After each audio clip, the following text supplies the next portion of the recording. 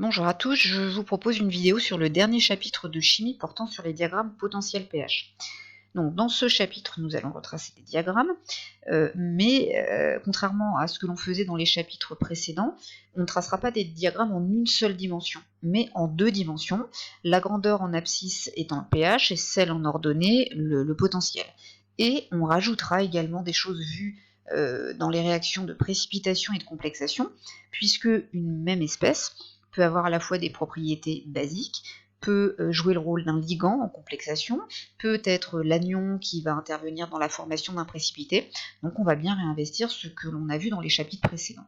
Alors avant de démarrer là sur la première page du polycopier, je voudrais déjà vous montrer l'allure d'un diagramme potentiel pH que vous avez à la fin du polycopier dans les annexes. Donc voilà à quoi ça va ressembler. Donc on a une construction, un graphique en deux dimensions, comme je le disais.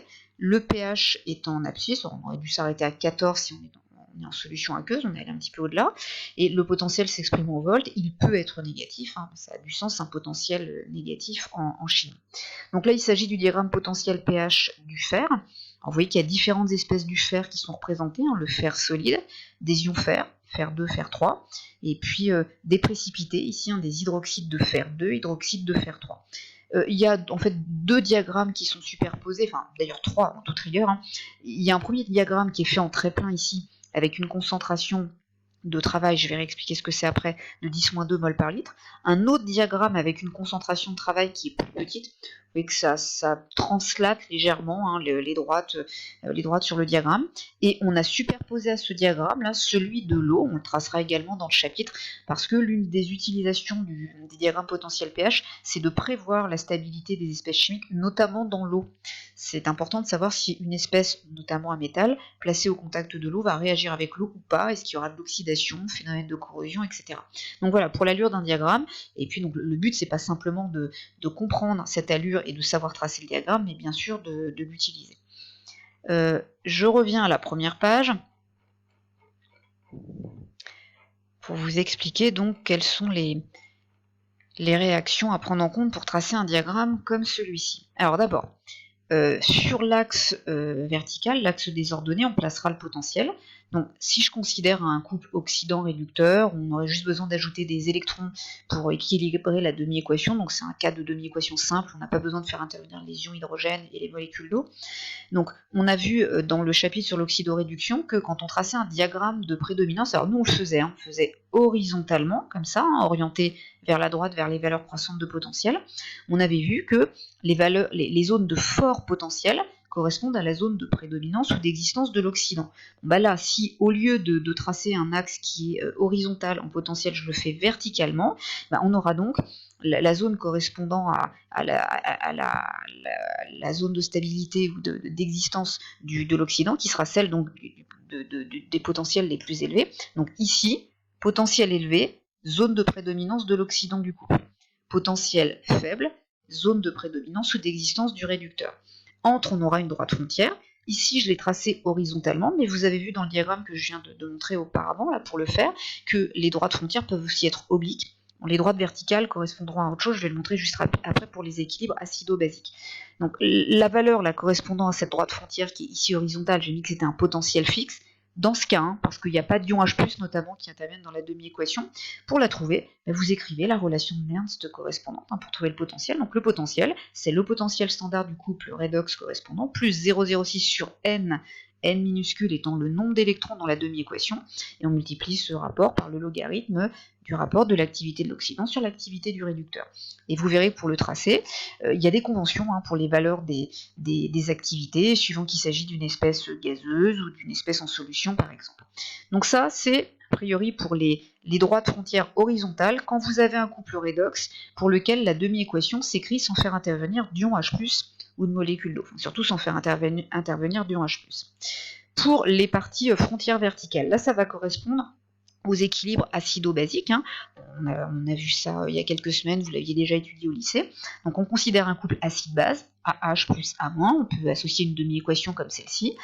Quand on traçait le diagramme de prédominance, donc à l'horizontale comme ici, on avait donc en dessous du pK le domaine de prédominance de l'acide, au-dessus celui de la base.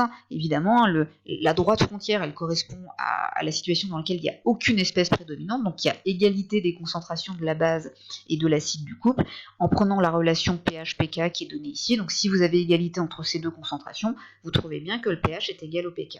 Donc voilà, donc les droites frontières verticales séparent des domaines de prédominance d'espèces acides et basiques, et les droites horizontales vont séparer les domaines de prédominance des espèces oxydantes et réducteurs d'un même couple. Je rappelle d'ailleurs, quand un couple est fourni, si vous voulez retrouver qui joue le rôle d'oxydant et qui joue le rôle de réducteur, vous cherchez les nombres d'oxydation. Donc ce sera à vous d'aller revoir si vous avez oublié comment trouver les nombres d'oxydation. L'oxydant, c'est celui dans lequel l'élément chimique a le nombre d'oxydation le plus élevé. Au contraire, le plus faible, ce sera pour le réducteur. Bon, alors dit comme ça, ce serait simple parce qu'on n'aurait que des droites frontières horizontales ou verticales. Or, ça peut se compliquer un petit peu. Alors d'abord, ça peut se compliquer parce que l'oxydant et le réducteur peuvent ne pas intervenir que dans les réactions d'oxydoréduction, mais également comme espèce permettant de former un précipité, donc une espèce qui est solide. Donc imaginons, on est un cation, N, donc un cation métallique, qui puisse fixer des ions hydroxydes, et ça donne un hydroxyde métallique comme ici. Là, vous auriez, donc je vous rappelle là aussi, on l'a vu pour les diagrammes de prédominance dans le chapitre sur les réactions de précipitation, quand vous avez des valeurs de concentration en ions hydroxydes faibles, donc s'il y a peu d'ions hydroxydes, c'est que le pH est faible aussi. Vous serez dans la zone de prédominance du cation seul, et puis quand vous allez ajouter des ions HO-, donc la concentration en ions HO- va augmenter, et donc le pH aussi, vous allez passer dans le domaine d'existence, puisque c'est un solide ici, du précipité qui est noté NOH n fois pour l'exemple que j'ai choisi ici. Alors j'ai mis une valeur, la pH limite, avec son expression qui est écrite là.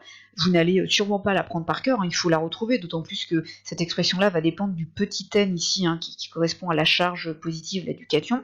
Donc si vous les retrouvez, vous reprenez les conditions d'apparition du précipité. Donc on suppose que dans la solution, initialement, il y a une concentration C0 en cation métallique. Donc vous ajoutez progressivement des ions HO-, donc la concentration HO- est variable. Le produit de solubilité s'exprime sous cette forme. Vous aurez apparition du précipité quand le quotient de réaction deviendra égal au Ks. Puisqu'on cherche le pH correspondant, j'ai remplacé la concentration en ion hydroxyde par le rapport du produit ionique de l'eau sur la concentration en ion oxonium. Vous passez à l'opérateur -log, qui correspond également à la lettre P minuscule, et vous allez retrouver la relation qui est ici. Je répète, il n'y a pas d'intérêt à apprendre ça par cœur. Il faudra à chaque fois refaire cette démonstration dans un exercice quand on vous demandera de calculer le pH d'apparition d'un précipité. Bon, donc ça c'est pour dire que au niveau des oxydants et des réducteurs, il n'y a pas uniquement la réaction d'oxydoréduction elle-même, on peut avoir aussi notamment un cation métallique qui intervient dans une réaction de précipitation. Et puis il reste un dernier cas de figure à prendre en compte. Dans l'exemple de la première page, je considérais un couple oxydant-réducteur où les deux espèces conjuguées étaient liées par une demi-équation ici qui était relativement simple puisqu'il n'y avait pas d'ion hydrogène ni de molécule d'eau qui intervenait dans l'écriture de la demi-équation. Et on voit bien que ça va changer des choses puisque les ions H+, eux-mêmes ont leur concentration qui est liée au pH. Donc imaginons maintenant un cas un petit peu plus complexe mais fréquemment rencontré où donc, vous avez un couple oxydant-réducteur mais qui serait lié entre eux par cette demi-équation ici. Alors j'aurais pu rajouter des molécules d'eau, d'ailleurs ça ne change rien puisque l'eau serait le solvant, et dans le potentiel de Nernst, l'activité d'un solvant ce serait 1. Donc ça ne changera pas le raisonnement si vous rencontrez ce cas-là dans les exercices du TD. Donc ici la grosse différence c'est ça, il y a des ions H+, qui sont rajoutés. Donc si je veux trouver l'équation de la droite frontière séparant les domaines de prédominance de l'oxydant et du réducteur, je réécris la relation de Nernst. Donc le potentiel, c'est le potentiel standard du couple redox plus 0,06 sur N, log 2, alors on a au numérateur ici, l'activité de l'oxydant à la puissance x, le nombre stoichiométrique qui était ici. Pour l'ion H+, donc l'activité, c'est la concentration sur la concentration standard de référence à la puissance y, et je divise, donc au dénominateur, j'ai l'activité du réducteur à la puissance z. Vous allez redévelopper parce que le but, c'est de montrer qu'il y a du pH qui se cache là-dedans, puisque le pH, c'est moins log de la concentration d'H3O+, ou d'H+, puisqu'en solution aqueuse, un ion H+, dès qu'il est au contact d'une molécule d'eau, se transforme en ion H3O+. Donc j'ai séparé là, j'avais le logarithme d'un produit ici, que j'ai écrit comme la somme des deux logarithmes, donc j'ai gardé dans un des logarithmes là, le rapport des concentrations de l'oxydant sur le réducteur avec les nombres stoichiométriques, et puis j'ai gardé seul log de concentration d'H+ sur C0 à la puissance Y. Et ça, c'est intéressant, parce que je peux sortir le Y là, qui est en puissance, donc qui viendrait multiplier ici le log, et log de la concentration d'H+ sur C0, c'est l'opposé du pH. Donc, quand on va tracer le potentiel standard redox, c'est une constante, hein, on a vu des tables de données, ce sont des grandeurs tabulées qui vous seront fournies. Vous allez voir que pour l'activité de l'oxydant du réducteur, il y aura des conventions de tracé, donc les valeurs vont être connues, elles seront fournies dans l'énoncé, ces valeurs-là. Et donc vous avez bien ici que le potentiel est une fonction affine du pH, hein, l'ordonnée à l'origine correspond au terme que je suis en train de montrer, et la pente, le coefficient directeur, ce serait moins 0,06 fois Y sur N. Le Y correspondant au nombre stoichiométrique de l'ion H+, et le petit n, c'est le nombre d'électrons qui est changé.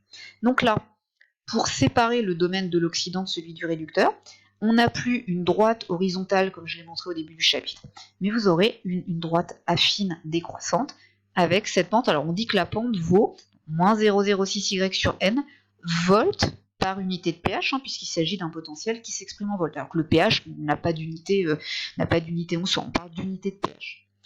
Donc voilà pour toutes les possibilités, hein, toutes les choses qui peuvent être à prendre en compte. Je vous montre une première application.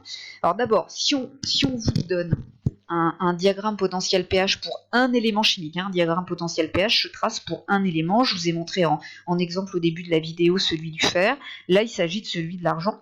Donc vous verrez dans les énoncés du TD qu'en général, on vous donne les espèces chimiques qui sont à prendre en compte. Donc ici, il s'agit du diagramme potentiel pH de l'argent. Les espèces à prendre en compte sont l'argent solide, des ions argent Ag+ en solution aqueuse et un précipité, un AgOH solide, donc de l'hydroxyde d'argent. Donc là, le diagramme était déjà tracé dans ce que je vous ai donné sur le document vierge, et il va falloir attribuer à chacun des trois domaines, donc il y a bien 3 domaines et 3 espèces chimiques, ce qui est tout à fait cohérent, mais il va falloir attribuer une zone, un domaine à chacune des 3 espèces. Alors quand vous avez à faire ça, alors essayez de, dans un premier temps, ne regardez pas ce qui est complété là sur le diagramme. La méthode, c'est déjà prendre les 3 espèces chimiques et donner le nombre d'oxydation de l'élément chimique commun, pour lequel donc on trace le diagramme, pour chacune de ces espèces. Donc l'argent, c'est les atomes d'argent, le nombre d'oxydation de l'argent c'est 0. Ag+, pour un ion monoatomique, le nombre d'oxydation correspond à la charge, donc le nombre d'oxydation de l'argent ce sera plus 1. Et puis AgOH, rappelez-vous ce qu'on faisait en oxydoréduction, quand vous allez écrire la dissolution de ce solide, ça donnerait Ag+ plus OH-, et donc du coup le nombre d'oxydation de l'argent, ce serait bien plus 1 aussi, comme l'ion qu'on obtiendrait par dissolution. Donc du coup ça veut dire que, avant de compléter, vous allez pouvoir placer grossièrement les espèces en faisant ce qu'on appelle une ébauche de diagramme. Donc l'ébauche de diagramme, vous ne mettez aucune valeur numérique, et vous ne mettez que des droites horizontales et verticales. Donc les droites horizontales séparent des espèces de nombres d'oxydation différents. Donc on a dit en bas des espèces qui sont réductrices, donc celles où le nombre d'oxydation est le plus faible. Donc ici, domaine de l'argent, c'est le seul au nombre d'oxydation 0. Et ensuite les deux autres espèces sont au nombre d'oxydation plus 1, donc elles vont, en termes de pouvoir oxydant, on a des choses qui sont comparables. Donc là, je sais qu'elles viennent au-dessus, ces deux-là. Et ensuite, rappelez-vous, quand vous allez vous déplacer là vers les pH croissants, la concentration en ion HO- augmente. Donc pour les faibles valeurs de pH, vous serez dans le domaine d'existence de l'ion Ag+. Pour les fortes valeurs de pH, dans le domaine d'existence du précipité. Donc il faut toujours commencer par cette ébauche de tracé de diagramme potentiel pH. Alors évidemment, ce qu'on ne peut pas prévoir en faisant ça, c'est qu'il y aura une droite là en fait qui sera oblique, une frontière qui est oblique, mais en tout cas, ça permet de faire les attributions. Quand je compare, ça donne bien ici le domaine d'existence de l'argent solide, ici le domaine de prédominance de l'ion argent, et ici du précipité AgOH solide. Voilà. Donc là, pour le moment, c'est ce que vous devez être capable de faire. Retrouver les nombres d'oxydation et faire une ébauche de diagramme. Donc voilà pour la première vidéo. Il n'y a pas de formule en tant que telle, dans tout ce que j'ai montré avant. Il n'y a aucune formule à apprendre par cœur, ou disons plutôt que vous les connaissez déjà. Alors il est évident là que si vous avez oublié, donc d'abord comment trouver les nombres d'oxydation, il faut aller le revoir. Et si vous avez oublié la formule pour les potentiels de Nernst, évidemment qu'il va falloir aller les revoir, sinon vous allez être gêné.